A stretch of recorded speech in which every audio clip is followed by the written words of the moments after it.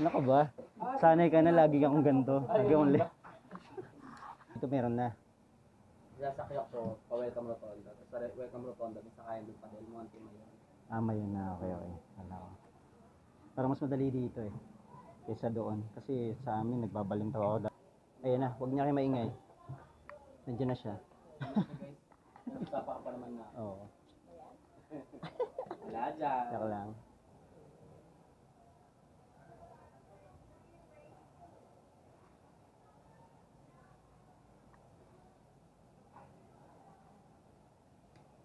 Sleep ka muna. Nice. Ito muna ako sa klase ko.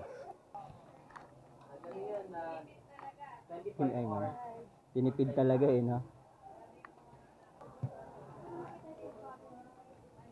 Panlalaki po ba?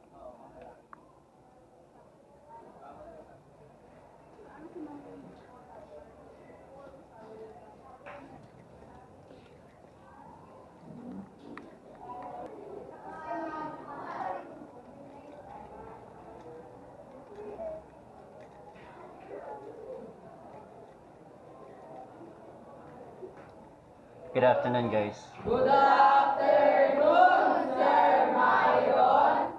Welcome to Mabuhay. Let's take our seat. Put our hearts and minds now on what we are about to learn. Inspire us by your Holy Spirit as we listen and write.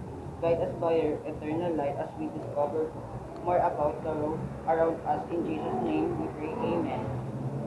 Amen. Take your seat. Okay, guys. Next time, walang script ha. Galing sa OSUP lang, boss. Kahit English, Tagalog, okay lang.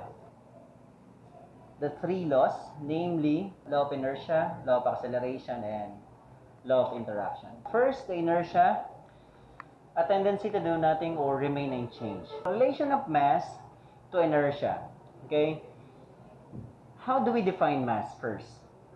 The definition of mass is the amount of matter in an object. And the inertia is tendency of an object to resist any change in state. Anong pipirma? Pati nga. O, tapos pipirma. O, yan nga. Paano hindi? Pasulat. Mag-ano kayo mag... Okay guys, iikot muna tong papel na to bago kayo lumabas.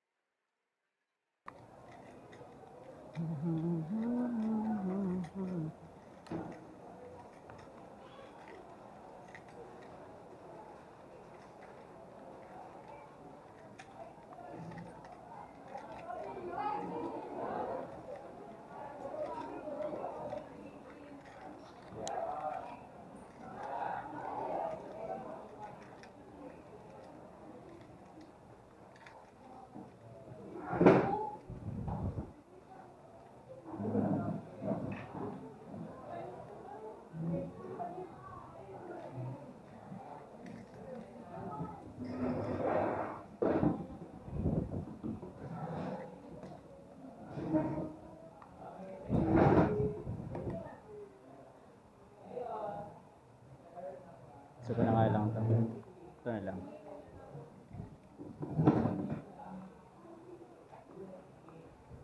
Lahat ng bagay may inertia, yes.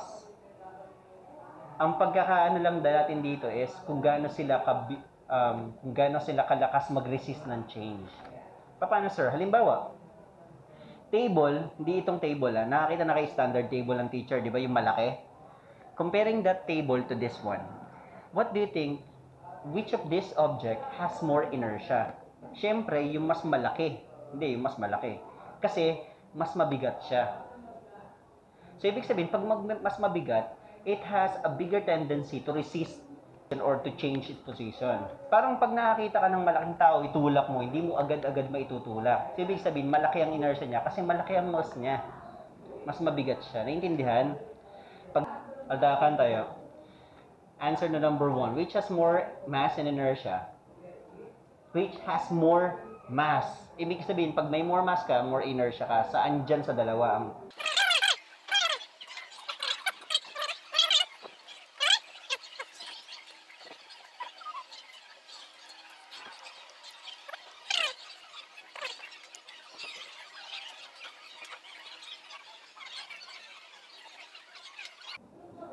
Sorry guys, una na ako.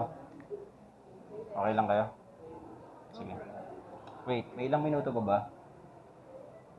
Oh, okay na yan.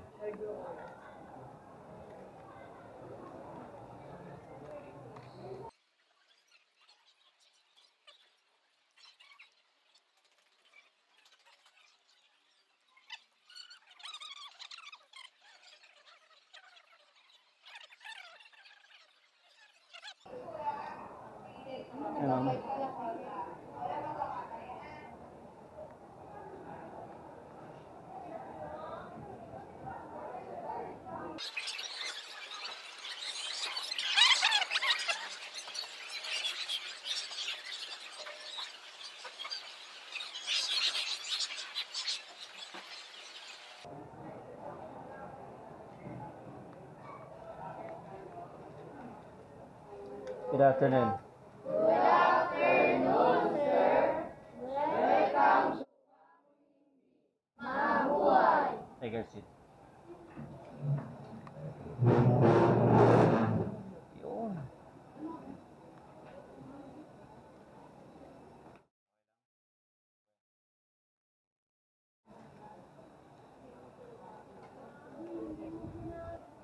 Next.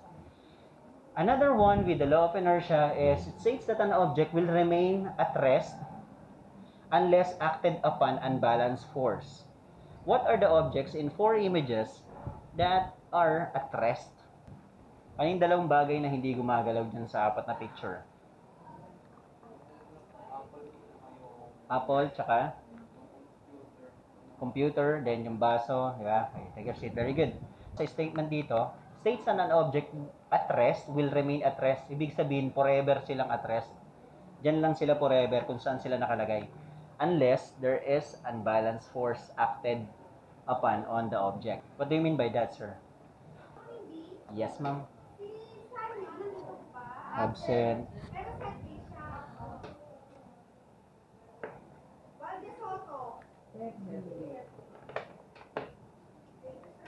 Okay, ma'am. No problem po. Okay, siguro assignment na lang yung gawin nyo.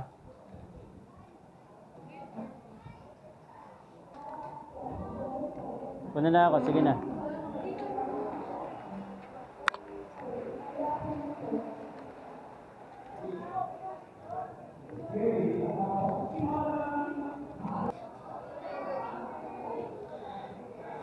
Good afternoon.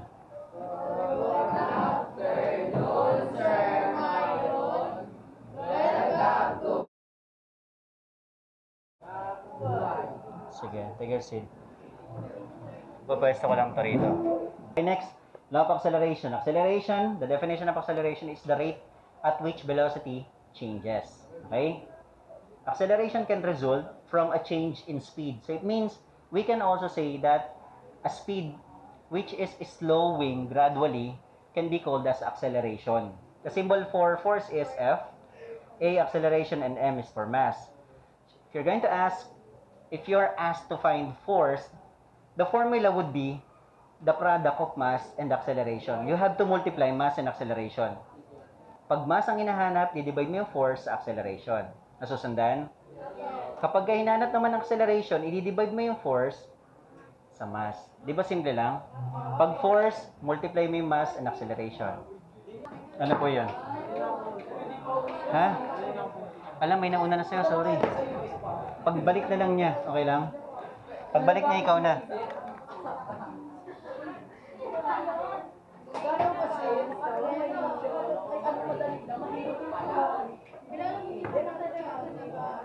Ha?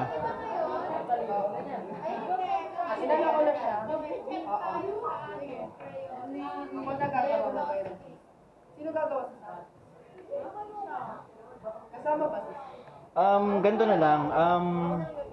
Siguro magpo-forward na lang ako ng file sa isang tao, tapos isend nyo na lang sa GC nyo. Yung existing GC, kahit GC nyo ng dati, or basta nandun kayo lahat.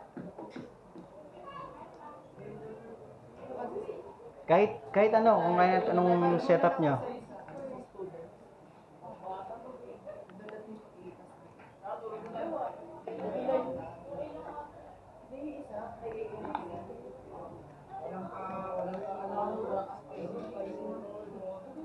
Makabutan ako ng mape nyo.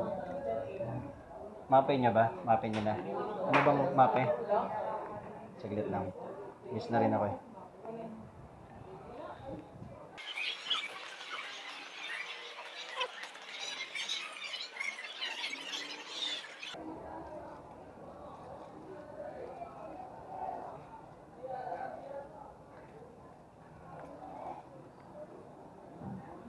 Good evening. Good evening, Sir Myron. Welcome to Mabuhay. Ulitin. Yung talagang buhay na buhay, ganun. Good evening.